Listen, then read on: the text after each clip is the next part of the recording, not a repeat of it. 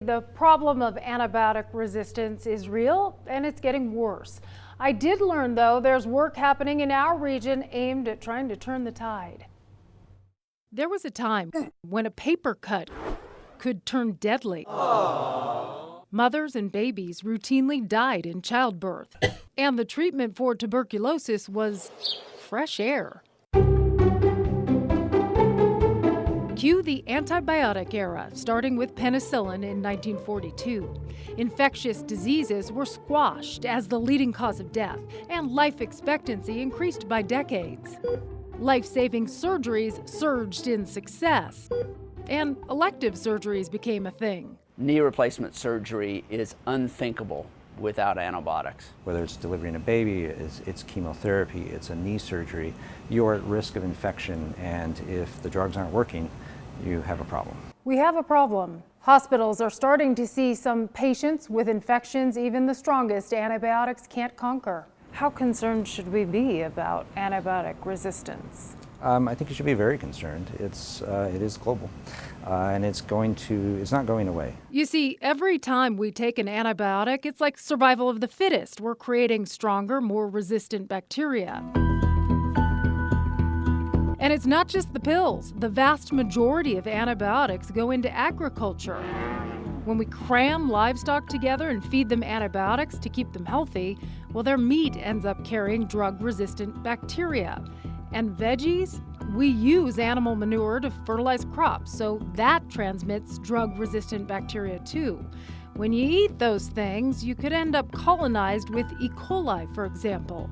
You can still be healthy, but you can spread the bad bacteria and not even know it.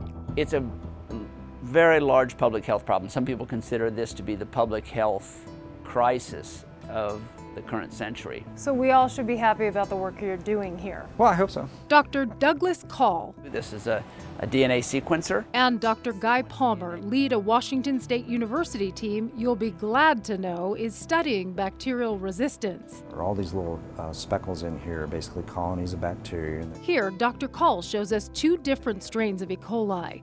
A common antibiotic works to kill one and clearly buckles under the other. The bacteria are growing all the way up to the edge of the disc because it is not susceptible to the tetracycline. But there's always newer, stronger drugs just waiting in the wings, right?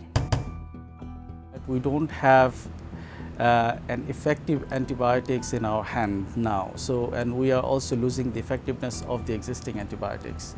So nothing is very promising in the pipeline. So are we just doomed here? The worst thing we can do is say, this is really a disaster, there's nothing can be done, because that's not true. What we can do is work on solutions that will minimize risk of moving these bugs from other places to the U.S. and from the U.S. to other places. For this team, that means working in Washington and far afield. They're focused on places like Kenya, Tanzania, Guatemala, and Brazil, where they're learning an overuse of antibiotics, poor sanitation, a lack of clean water. They're all fueling the antibiotic-resistant illnesses.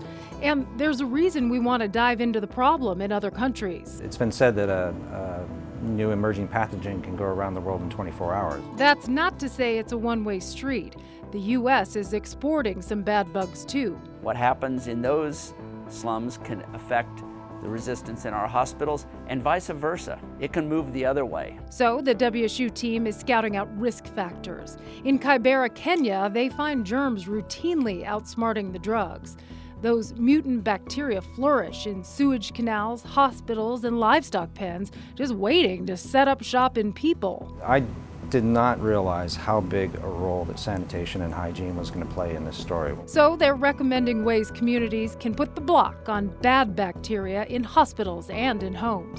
Because if you can stop that or minimize that motion, first of all, it's not going to travel to the next state or to the next town. You can't stop bacteria from mutating. They're really good at it. But all of us, wherever we live, can help preserve the effectiveness of the antibiotics we have. That means not taking them when you don't really need them and taking measures to avoid getting sick in the first place. Increasing vaccination rates for children, which decreases the antibiotic need. Those steps help keep bad bacteria from building their nasty muscles, so antibiotics can continue saving the day.